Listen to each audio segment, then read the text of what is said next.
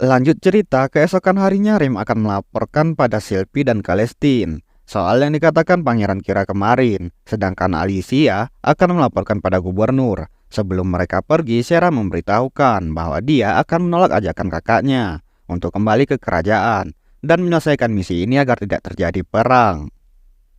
Dan ketika Diablo dan Sarah sedang mengobrol, tiba-tiba terdengar lantunan seruling yang ternyata Pangeran Kira telah datang. Akan tetapi Sarah di sini bersikap aneh dengan mengatakan akan kembali ke kerajaan Greenwood. Diablo pun bertanya kenapa Sarah mendadak berubah pikiran. Dia pun mengatakan bahwa dia telah sadar Greenwood adalah rumahnya dan dia harus memakai waktunya untuk keluarga kerajaan daripada buang-buang waktu seperti ini. Dan yang lebih aneh, bahkan Sarah tidak ingin berpamitan dengan Rem. Sesuai dengan kesepakatan semalam, Diablo dan Kira telah berjanji menghormati keputusan dari Rem, dan mereka pun pergi. Diablo hanya bisa melihat tanpa bisa berkata apa-apa. Tidak lama kemudian, Rem dan Alicia telah kembali. Dengan murung, Diablo memberitahukan bahwa Sarah telah pergi. Di kamarnya, Diablo terus memikirkan Sarah. Sarah bukanlah orang yang bisa berbohong. Kemarin jelas-jelas dia bilang tidak ingin pulang. Dan Diablo di sini hanya bisa menangisi kepergian Sarah. Siang harinya, Rem datang dan memberitahukan. Tadi malam mereka membicarakan impiannya. Dan tidak bisa dibayangkan bila Sarah meninggalkan mereka berdua begitu saja. Bisa saja Sarah dipengaruhi suatu sihir. Diablo paham akan hal itu. Saat Kira datang ke sini, dia kembali meniup serulingnya. Sejak saat itu, Sarah mulai bertingkah aneh. Kemungkinan seruling itu memiliki suatu efek. Tapi seruling itu tidak ada di Cross River. Dan yang paling penting, tidak ada bukti sama sekali. Diablo pun tersadar bahwa Sarah adalah rekan mereka. Dan sebagai rekan, dia tidak membutuhkan bukti. Ketika mereka hendak berangkat, Alicia akan ikut bersama mereka. Namun Diablo mengatakan, mungkin saja status Alicia sebagai kesatria kerajaan akan dicopot. Tapi yang ingin dia lindungi bukanlah statusnya, melainkan orang yang kesulitan. Dan mereka pun pergi. Di sisi lain, karena hari sudah sore, Pangeran Kira mendirikan base camp. Dan di dalam tenda terlihat Sarah yang sedang diikat. Sarah tidak bisa memberontak karena seruling ini adalah teknik rahasia ras elf. Ketika menjemput Sarah, dia memainkan lantunan yang hanya bisa didengarkan oleh elf. Sarah tidak bisa menentang, dan dengan seruling itu, Kira dapat memerintahkan apapun pada Sarah. Dan tiba-tiba ledakan besar pun terjadi. Kemudian Kira berniat menyiksa Sarah. Beruntungnya Diablo sampai tepat waktu. Diablo pun langsung menyelamatkan Sarah. Suara ledakan barusan menandakan Diablo sudah mengalahkan semua prajurit Kira. Karena dirasa akan kalah, Kira pun mengeluarkan senjata rahasia elf, yaitu makhluk panggilan yang mampu menghancurkan seisi dunia. Dengan ukuran yang sangat besar, pantas saja makhluk Hydra ini dapat menghancurkan seisi dunia. Dan dikatakan juga makhluk panggilan ini sudah seperti pelindung bagi keluarga kerajaan sejak dulu. Kira pun menyuruh makhluk itu untuk menyerang, namun dia tidak bisa mengendalikannya. Diablo sadar makhluk panggilan ini dan seruling yang mengendalikan Sarah tidak ada di dalam game. Mungkin saja setiap rencana pembaruan yang ada di Cross River sudah ada di dunia ini. Dia pun makin bersemangat untuk mengalahkan makhluk itu. Diablo mengeluarkan sihir batu untuk menyerang. Salah satu kepala dari Hydra itu berhasil lenyap. Akan tetapi Hydra bisa beregenerasi dengan sangat cepat. Kemudian dengan elemen angin, Hydra menyerang. Anehnya, refleksi sihir dan pengurangan serangan fisik Diablo tidak berguna melawan Hydra. Dan juga harusnya makhluk panggilan hanya mempunyai satu skill saja. Tetapi Hydra mempunyai 2 skill. Namun anggapan itu salah. Saat makhluk itu menyerang, dia mampu mengeluarkan elemen es, pasir, angin, dan api. Diablo pun beranggapan dunia ini hanya sekedar mirip dengan Cross River. Hydra pun kembali menyerang. Diablo hanya bisa menghindar. Diablo di sini mencari kelemahan dari makhluk itu. Kemudian Sarah memberitahukan, Hydra memiliki inti dalam tubuhnya. Dan jika inti itu dihancurkan, maka dia akan kembali ke dalam kristal. Akan tetapi inti itu selalu bergerak di dalam tubuhnya. Diablo tidak akan menemukannya dengan mudah. Hydra pun kembali menyerang. Namun Diablo berkata titik lemah yang bisa bergerak adalah hal yang biasa. Dari awal dia tidak berniat untuk mencarinya. Diablo pun berlari ke bawah makhluk itu dan mengeluarkan sihir petir yang sangat dahsyat. Dengan sekali serang, makhluk panggilan yang katanya mampu menghancurkan seisi dunia pun bisa dikalahkan Diablo dengan sangat mudah. Kira yang melihat ini semua tidak bisa berkata apa-apa. Diablo hendak menghukumnya dengan nyawanya sendiri. Namun Sarah tidak membiarkan hal itu. Meski Sera sangat membenci Kira, tapi dia masih keluarganya. Diablo pun membiarkan Kira pergi begitu saja. Namun tiba-tiba Pangeran Kira langsung dihabisi oleh Gubernur Galford. Galford mengatakan bahwa semua ini adalah perang. Perang telah terjadi sejak Pangeran Elf mengirim pasukannya ke wilayah musuh. Galford pun memerintahkan pasukannya untuk menghabisi para elf yang bersembunyi di hutan dan menangkap sang putri. Sejak awal inilah tujuan Galford, membuat Diablo bertarung dengan elf agar dia memiliki alasan untuk menyerang Greenwood. Kemudian Diablo disegel menggunakan sihir ritual yang didesain untuk menangkap binatang magis raksasa. Bahkan Diablo sendiri tak akan bisa menghancurkannya.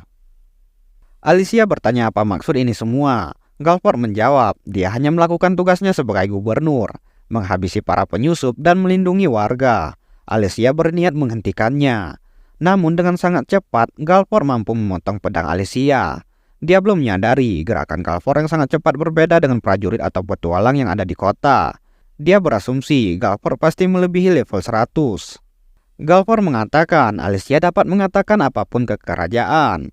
Tetapi raja pasti mendengarkan perkataan orang dalamnya Galford. Jika dibiarkan, Rem, Sera, dan Alicia dalam bahaya. Diablo pun merasakan aliran dari kekuatan sihirnya untuk membuka segel ini. Dan juga sihir segel ini tidak ada apa-apanya dibandingkan kalung perbudakan itu. Seketika segelnya pun hancur. Galford yang terkejut melihat Diablo bisa keluar, menyuruh pasukannya mundur. Dia berniat duel dengan Diablo. Kemudian Diablo langsung menyerang. Namun dengan sangat cepat, Galford menyerang balik dari jarak dekat. Diablo dapat memisahkan jarak mereka dari sihir jebakan yang dibuatnya. Setelah menyembuhkan diri, Diablo memasang banyak sihir jebakan. Galford berpindah-pindah tempat agar Diablo tidak dapat membaca gerakannya. Namun yang tidak dia ketahui, Diablo adalah gamer sesepuh yang telah mengalahkan ribuan penantang. Galford pun terkena jebakan. Diablo langsung membekukannya. Namun itu semua adalah jebakan Galford untuk mendekati Diablo. Ketika Galford akan menusuknya, Diablo langsung mengeluarkan sihir darurat yang membuat Galford terpental. Akan tetapi Galford masih bisa berdiri. Agar Galford tidak mengincar Diablo kembali, dia mengatakan saking lemahnya Galford membuat Diablo bosan. Orang-orang seperti Galford tidak ada apa-apanya bagi dia. Diablo tidak menghabisi Galford agar kerajaan tidak memusuhinya. Jika Galford menyerang Diablo kembali, dia akan mengubah Galford beserta kotanya menjadi abu. Karena sudah kalah, Galford beserta pasukannya pun memutuskan untuk mundur. Kemudian Rem meminta item penyembuh Diablo untuk menyembuhkan para elf yang terluka. Sera pun menangisi kakaknya yang telah tiada. Singkat cerita, 3 hari kemudian, waktu berlalu seperti biasa bagi warga di kota, tanpa tahu adanya bahaya yang mendekati mereka. Alicia menuju ibu kota kerajaan untuk melaporkan tindakan Galford. Sedangkan Diablo, karena banyak menggunakan sihir, dia pun menjadi orang gabut yang kerjaannya cuma rebahan. Padahal Diablo telah menyelesaikan misi menjaga perang dengan elf. Tapi karena yang memberi misinya telah Diablo pukul, imbalan dari misi ini pun menjadi tidak karuan. Malam harinya di suatu tempat terlihat para warga penyembah Raja Iblis yang dihabisi oleh kesatria suci kerajaan.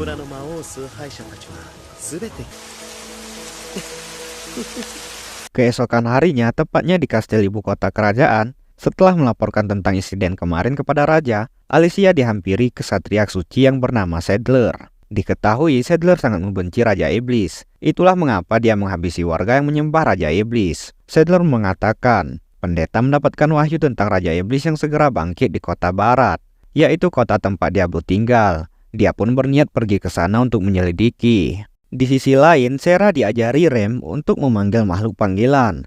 Sera pun berhasil memanggil burung kecil. Dan kemampuan burung ini adalah sinkronisasi penglihatan. Kekuatan yang membuat Sera mampu melihat hal yang sama dengan makhluk panggilannya. Sera pun membuat kontrak dengan burung itu menggunakan batu magis. Batu magis adalah item yang diperlukan untuk melakukan kontrak dalam ritual perbudakan. Rem pun memberikan satu batu kepada Diablo.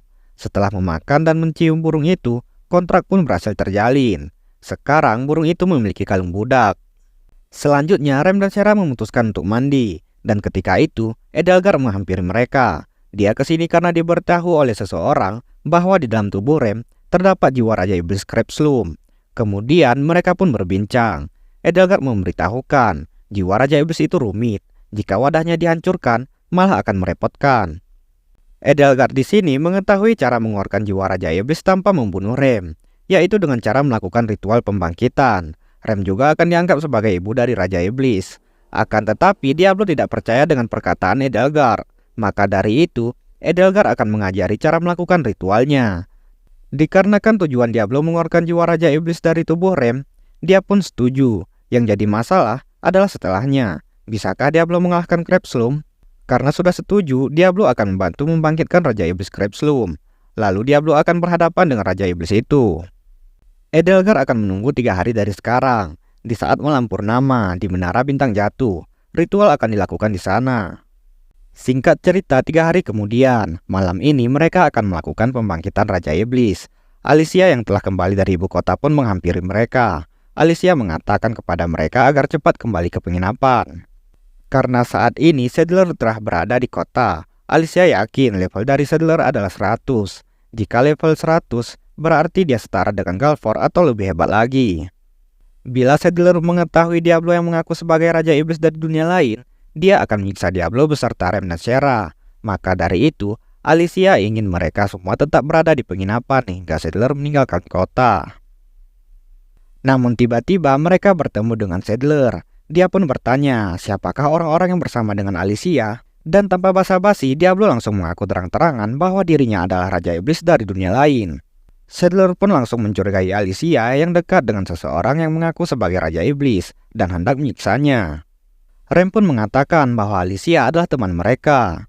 Dengan kekuatan Tuhannya, Saddler menghukum Rem karena sudah menantangnya. Akan tetapi Diablo sadar ada kekuatan sihir yang mengekang leher Rem. Dan itu bukanlah kekuatan Tuhan, melainkan sihir biasa. Karena diragukan kekuatan Tuhannya, Saddler pun menghukum Diablo. Namun dengan cincin refleksinya, Saddler sendiri yang terkena kekuatannya sendiri. Diablo mengetahui sihir yang digunakan Saddler adalah sihir tanah berstatus negatif. Dan karena levelnya di atas 60, maka Saddler tidak perlu merapalkan mantra. Diablo membiarkan mereka pergi begitu saja. Dan juga sihir itu akan memudar dengan sendirinya. Sore harinya mereka pun pergi ke Menara Bintang Jatuh. Setelah itu Rem berniat memberitahukan hal ini kepada Alicia agar tidak ada rahasia yang mereka sembunyikan kepada temannya sendiri. Namun dia belum merasakan ada sesuatu yang janggal di sini. Di sisi lain, Edelgard telah menunggu kedatangan mereka.